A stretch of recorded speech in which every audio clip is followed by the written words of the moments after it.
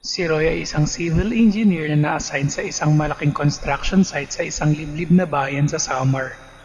Gumagawa sila ng isang malaking tulay na nagkokonekta sa dalawang bundok. Dahil sa dulas ng lupa at sa hindi may paliwanag ng mga aberya sa mga makina, na-delay ang kanilang mga proyekto. Isang hapon habang naguhukay ang mga backhoe para sa pundasyon ng pinakamalaking haligi, may natamaan silang matigas na bahagi sa ilalim ng lupa, mga 10 metro ang lalim. Akala nila ay solidong bato, pero nang linisin ng mga tauhan, isa itong napakalaking banga na gawa sa maitim na luwad. Walang anumang ukit at selyado ng makapal na wax. Dahil mausisa, pinasira ng project manager ang selyo. Akala nila may ginto o lumang artifacts. Pero pagkabukas, nadismaya ang lahat. Walang laman ng banga kundi maitim, malapot at stagnant na tubig.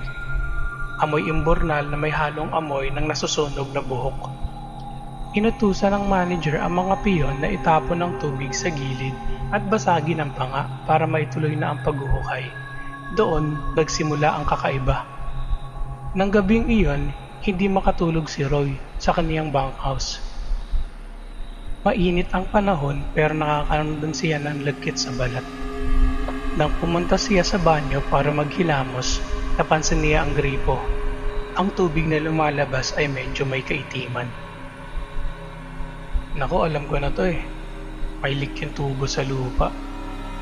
Buti pa ayusin nilang kinabukasan. Ang wika ni Roy sa loob niya.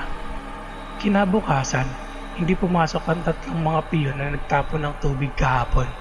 Nang bisitahin na Roy sa kanilang mga headquarters, nahanap niya ang mga itong nakahiga, nakatitig sa kisame at basang-basa ng pawis. Pero hindi to ordinaryong pawis. Ang lumalabas sa mga balat nila ay malapot at paitim na likido. At ang mas malala, ayaw nilang uminom ng kahit anong malinis na tubig. Nandito na sila sa loob natin, engineer. Bulong ng isang piyon. Tuyo na ang labi pero dilat na dilat ang mga mata. Ang tubig! Ang tubig na hindi nilikha ng Diyos. Nataranta si Roy. Bumalik siya sa site para ipatigil ang trabaho. Pero huli na ang lahat. Ang hinukay nilang pundasyon kahapon ay napununan ng parehong maitim na likido. Hindi ito nanggagaling sa ulan o sa water table. Kusang bumubulwak pa itaas ang itim na tubig mula sa pinakailalim ng lupa. Tinawag ni Roy ang isa sa mga matatandang foreman na tubong Samar, si Mang Felipe. Nang makita ni Mang Felipe ang itim na tubig, namutla ito at agad itong nag-sign of the cross. Ay, engineer! Kailangan takpan yan ngayon din. Ibaon niyo pabalik ang semento. Sigaw ng matanda. Ano po bang problema, Mang Felipe?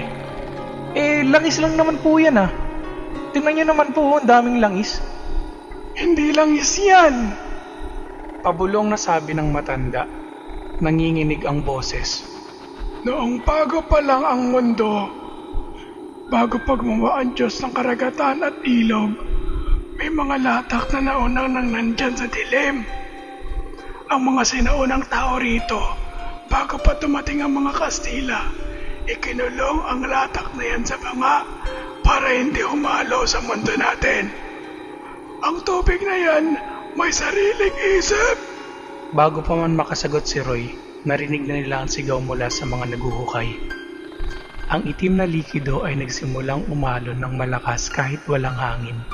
Mula sa gitna ng maitim na tubig, may mga bulto na unti-unting umaahon. Hindi sila sirena, hindi sila multo. Ang mga ito ay mga hugis taong gawang purong itim na likido. Walang muka, walang kasarian, pero dahan-dahang gumagapang paitaas. Ang mga piyon na nakalapit ay hindi nagawang tumakbo at sa halip sila ay lumayo. Para silang nahihipnotismo, kusang bumubuka ang kanilang mga bibig habang ang itim na likido ay kusang umaakyat sa kanilang mga binti, pumapasok sa kanilang mga ilong at mga tenga. Napatakbo si Roy pabalik sa kanyang sasakyan. Iniwan niya ang site, ang proyekto at ang mga tauhan niya. Lumipas ang ilang buwan naging abandonado ang proyekto dahil sa structural instability ng lupa.